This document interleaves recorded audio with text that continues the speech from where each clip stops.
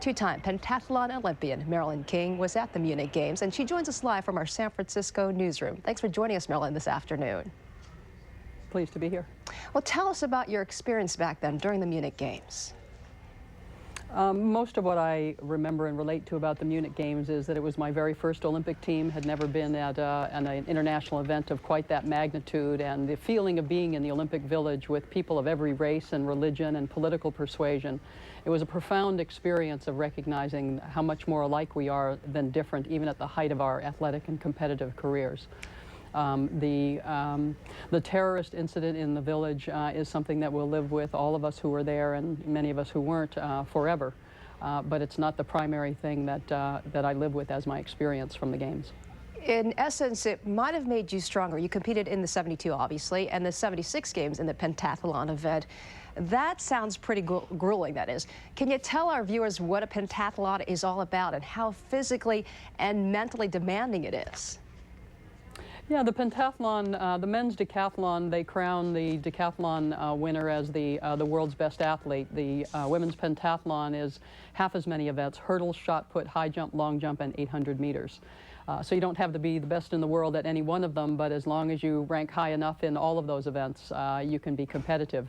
And it does. It takes 6 to 8 hours a day of training. I worked at that level for all of the 1970s, competed at the international level, and it was a very, very exciting career and took me places that I never could have gone if I had not been involved in athletics. So it was a very exciting time of life. Exciting, yes, and grueling. So what did you take away from your Olympic experiences? The primary thing that happened for me was rather unique. In training for my third Olympic team, I was actually hit by a truck and injured my back, which I thought would get better, and it kept not getting better. But I kept envisioning that I would be in the top 3 at the Olympic trials for the 1980 Moscow Games, but unable to train. So I watched films of the world record holders in all 5 of my events, or I would stand on the track for 2 or 3 hours and envision my competition. So by the time the Olympic trials came along, it was 7 months later, and I had not done any of the 6 to 8 hours a day of physical training. I had only mentally trained. And yet I placed second at the Olympic trials for the 1980 Moscow Games. So I was profoundly impacted by that, quit my coaching position at UC Berkeley, and started to explore the field of exceptional human performance.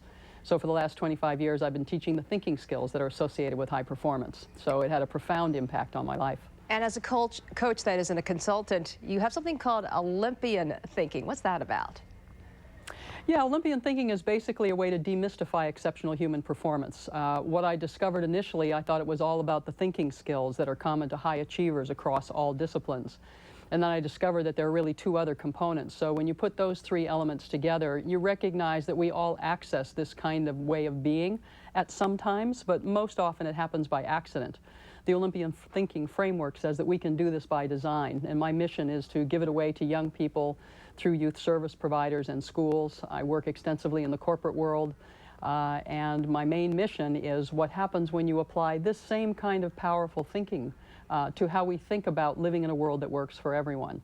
So that's really what my work is, and I was privileged enough to be able to carry the torch here as it went through San Francisco, because I see myself as a messenger. That's what Olympians are, and that I have a very powerful message. And now with the internet, we have the ability to get that message out very, very broadly. So I'm excited to be going to Beijing. I haven't been to an Olympic Games since I last competed in 1976. All right. Well, thanks very much for joining us, and hey, have a great time in Beijing. Thanks, Marilyn. Thank you.